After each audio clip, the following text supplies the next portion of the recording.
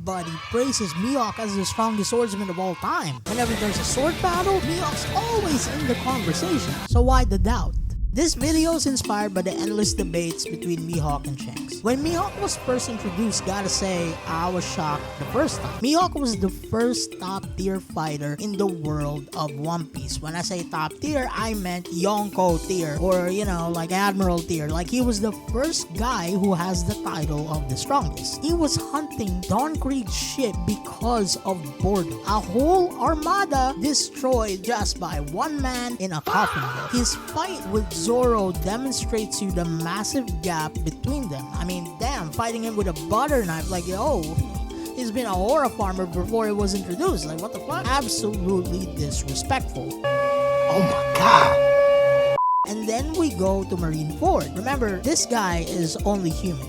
No double fruit abilities, no bloodline advantage. He was the first guy who first shot Whitebeard. Just a casual swing of his massive sword. We don't know what produces black blades yet, but there's only 2 black swords in the history of One Piece, and he has one of them. All the things he's done in the pre-time skip were very impressive. The portrayals, the confidence, the aura, it's all there.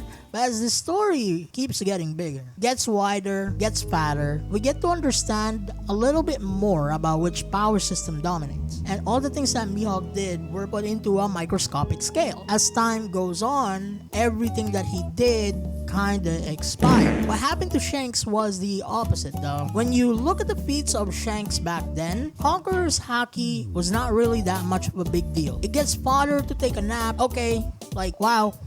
Like compared to armament and observation, like Conqueror's is not really that much. It doesn't really matter in a 1v1 scenario, you know? Especially when you're fighting someone who is your equal or someone who's stronger than you. Like it doesn't really matter. Then Haki became more prominent, more dominating, more of a forefront than any power system in the verse. And that of course includes Conqueror's Haki. Now, the people who have Conqueror's Haki are a big deal. Even someone like Kid, who might not even be aware of his abilities because he's the saddest pirate in existence, who missed his opportunity of a lifetime based on his garbage attitude. He's already dead.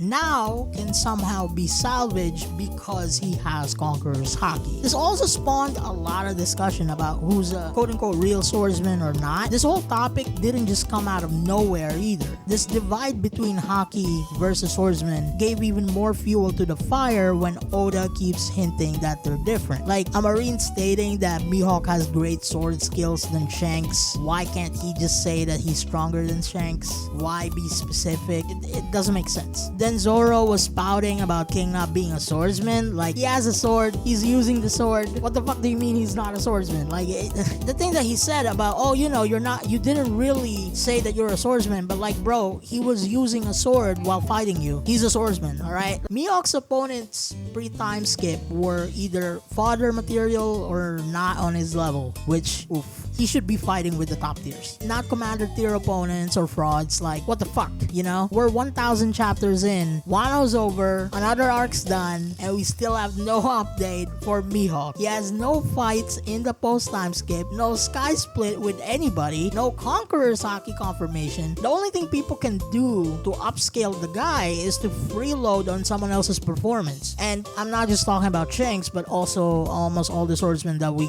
got, all the top tier swordsmen that we got. Then now people are creating imaginary feats like, oh, you know, like he split the skies back then. Oh my god, dude, wow. Like, it's just painful when I see that because it just goes to show that like he doesn't have any significant feats in the post time skip, and we have to go back to pre-time skip and like invent stuff, or like, oh, you know, he has a sky split. Pick me, teacher, I'm ever so smart. My question is that, like, is this the only thing we can do? For how long are we gonna save Mihawk for last? He's not part of God Valley. He's not part of, I don't know, like interesting shit, like the narrative and so on. Like, he's just strong, and that's about it. It gets nothing, bro. Like his boss is a fucking clown. Like, fuck.